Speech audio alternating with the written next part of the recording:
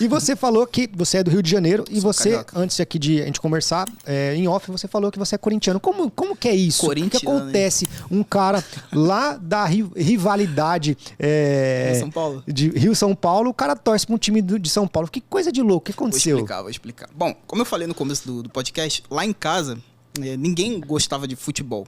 E como eu era muito pequeno, na época que eu comecei a acompanhar futebol, era por volta de 97, 98, quando o Corinthians estava no auge. E eu não sabia, criança, não sabia diferenciar time do Rio, de São Paulo, de Minas, não sabia. Eu era uma criança. E aí foi o Corinthians no auge, eu vendo aquela torcida maravilhosa, fiel, etc, etc. Cara, falei, eu quero ser esse time, eu tô torcendo pra esse time. Óbvio, tava ganhando, né? Então virei corintiano a partir daí. E, cara, não me arrependo nem um pouco. Mentira. Não me arrependo nem um pouco, mano. Uma das melhores escolhas que eu fiz na minha vida, ser corintiano. Muito bom, muito bom. Que loucura, hein? Galera, o cara tava falando besteira aqui, né? O cara do Rio de Janeiro, vem um podcast de um palmeirense e torce pro Corinthians. É uma heresia vai, aqui. Corinthians.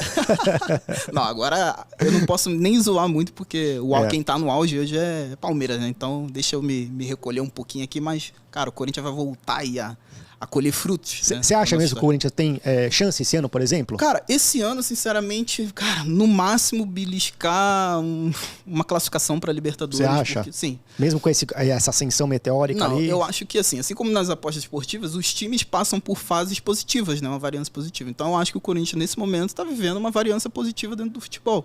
Por mais que tenha havido uma melhora na chegada do Vitor Pereira e tal, o time ainda não tem aquela consistência tática, acredito eu. Então, cara, no brasileiro vai ser muito difícil, o elenco é envelhecido, querendo ou não. Então, para um brasileiro, por exemplo, que é mais duradouro, vamos dizer assim, cara, é difícil. Uma Copa do Brasil, talvez, né? Porque é mata-mata, ou seja, é um jogo lá, um jogo cá, mas mesmo assim eu acho muito complicado. Tem equipes melhores, como o próprio Palmeiras, como o Galo, por exemplo. O Flamengo, talvez. Então eu acho muito difícil. Uma Libertadores também, você acredita? Libertadores, pra mim, é quase impossível. Sério? Sim, sim. Tem o River Plate, tem Palmeiras, tem Atlético Mineiro, enfim. Mas passando, acho que, assim, o Corinthians, ele tem que nem você falou, uma equipe envelhecida. Tem, acho que 2 destaques ali, 3 na verdade. O William, que tá jogando uma bola redonda ali, deu uma caída de produção um pouquinho, mas joga uma bola sensacional. O Duqueiroz cresceu bastante, né? E o Roger Guedes, que ele também Parece que ele vai sair, né? Recebemos aqui informações exclusivas de um corintiano. Temos informações aqui de um espião, né, do Corinthians, falando que ele poderia sair. Mas esses são os 3 caras, na minha opinião, que seguram o refrão do Corinthians. O Renato Augusto às vezes faz um jogo muito bom, mas ele também tá um pouquinho velho, né? Já não tem o mesmo desempenho que ele teve há anos atrás. Então, cara, é muito difícil, de verdade, muito difícil. Talvez para os próximos anos, ano que vem, daqui a 2 anos, porque tem que pensar a longo prazo, né? Assim como tudo na vida, a gente tem que pensar a longo prazo. O projeto reiniciou agora. Quando a gente passou por uma fase financeira muito ruim, aí chegaram alguns investimentos e tal, contrataram um técnico que relativamente é muito bom para o nível Brasil. Então, acho que a gente tem alguma chance daqui a alguns anos. Você acredita que o técnico do Corinthians é bom? Ou ele está demonstrando um bom trabalho? Ele é bom, mas ele precisa de tempo. Ele precisa um pouquinho de tempo, sim. O que ele fez lá no Porto foi um excelente trabalho, né? Ele ganhou, se não me engano, 2 campeonatos portugueses. Se eu estiver enganado, foi pelo menos um. Eu não sei se foram 2 ou 1, mas ele é muito bom. Ele é muito bom. Show. Pro nível Brasil, pelo menos, ele é bom. Eu acho que tá tendo trazendo uma cultura, né, de que os técnicos brasileiros não estão servindo mais, né, à exceção de alguns outros. Eu acho uma tremenda bobagem. Você acha? Eu acho.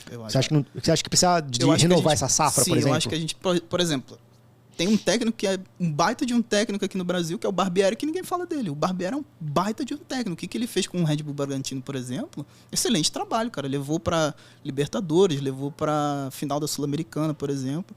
Então, eu acho que a gente precisa valorizar um pouco mais. O que houve com o Jorge Jesus aqui, com o Abel Ferreira dentro do Palmeiras, cara, foi uma exceção. Querendo ou não, foi uma exceção. Os técnicos portugueses são bons? São muito bons.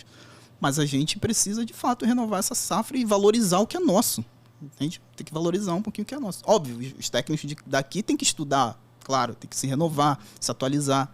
Mas eu acho que a gente tem muito nome aí que pode surgir, por exemplo. Eu também concordo. Eu acho que até, por exemplo, o próprio Guto Ferreira também é um excelente técnico. Eu gosto muito do trabalho dele. É que esses caras, por exemplo, parece que quando eles vão para um time grande, nunca aconteceu, por exemplo, do Guto Ferreira treinou o Internacional um tempo, tá? Mas, tipo, e vir para Sul e Sudeste, por exemplo, pegar um São Paulo, um Palmeiras, um Corinthians, acho que esses caras já não têm tempo, acho que a torcida já vem com uma pressão maior, e até a própria diretoria, parece que deixa um prazo de validade para que não dá certo. Então isso acaba dificultando crescer, trazer novas safras de treinadores, né? Precisa de tempo, né, cara? Imagina se o Tite do Corinthians, lá naquele ano que ele foi eliminado pelo Tolima, tivesse sido demitido. Ele não ia ganhar Libertadores, não ia ganhar Mundial, não ia ganhar Brasileiro. Precisa de tempo. Basicamente é isso.